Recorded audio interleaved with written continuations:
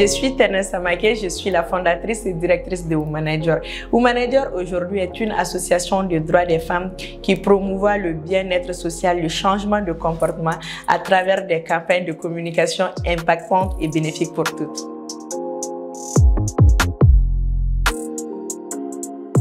Ce qu'il y a à savoir, c'est que Womanager, à la base, c'était un blog, c'était un journal en ligne dans lequel je partageais des histoires des femmes qui m'inspiraient et qui, je pense, à l'époque, pouvaient inspirer d'autres jeunes femmes et d'autres jeunes filles. Et on parlait également de faits de société, de sujets de société qui pouvaient vraiment aider les femmes à relever les défis du quotidien. Et le blog a transité en webzine, c'est-à-dire en médias en ligne, à partir de 2019 avec une équipe rédactionnelle.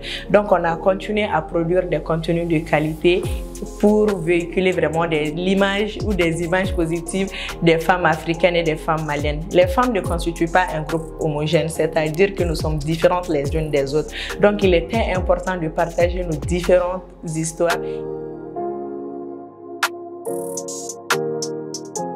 Les défis ont changé au cours des années. Quand on était un blog, les défis c'était de produire des contenus sur les femmes et des contenus vraiment qui combattaient les stéréotypes vis-à-vis des Maliennes et de l'Africaine.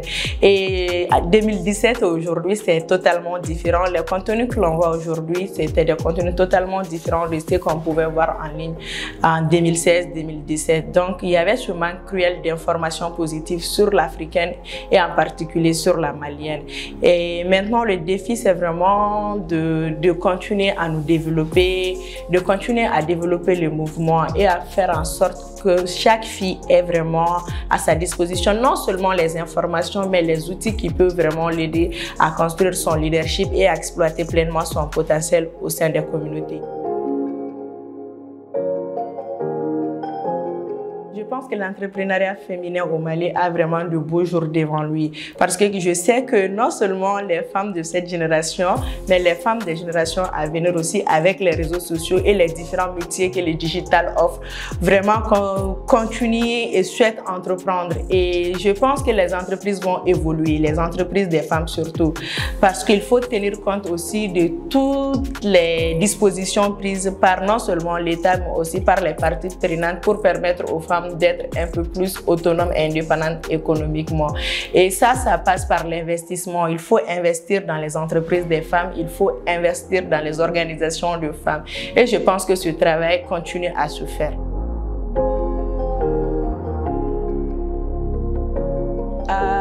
Pas si je coach, parce que je pense que le coaching s'est défini de tellement de façons de nos jours. Mais si j'avais devant moi des femmes qui souhaitent entreprendre, et Dieu merci, au cours de ma petite carrière de blogueuse journaliste entre guillemets, j'ai échangé avec beaucoup de femmes de différents horizons, des différents domaines, qui n'ont pas eu les mêmes backgrounds et qui ont atteint les succès de différentes façons. Je leur dirais juste d'oser. On est dans des sociétés où ce n'est pas toujours facile vraiment de soutenir, d'encourager les femmes. Mais il faut oser se lancer parce que c'est là que ça commence. Il ne faut pas s'asseoir à attendre qu'on ait tout. Parce que tout ne vient pas en même temps. Il faut travailler pour avoir les choses petit à petit et passer les étapes. J'estime que là, aujourd'hui, Womanager est encore un fœtus parce que je pense qu'on est encore tout petit. On est au stade encore de grossesse et il faut encore nous développer. La réussite est encore très loin, le succès encore plus. Donc, je pense qu'il faut oser, il faut se lancer. Et cela me rappelle vraiment un texte que j'ai lu à l'époque. Et je pense que c'est cela qui a changé vraiment la donne pour moi. Parce que c'est ce qui m'a vraiment poussé à me débattre à chaque fois. Et cette citation, je l'ai lue dans un livre. Elle disait...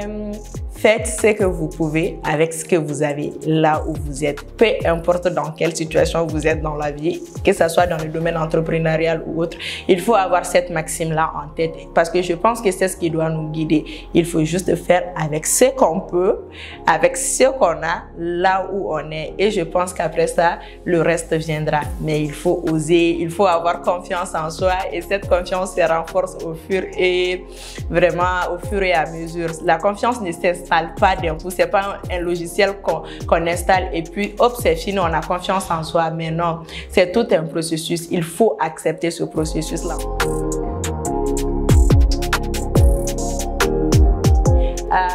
Merci au magazine Lead pour cette interview et vraiment cette initiative, elle me touche et elle me va vraiment droit au cœur.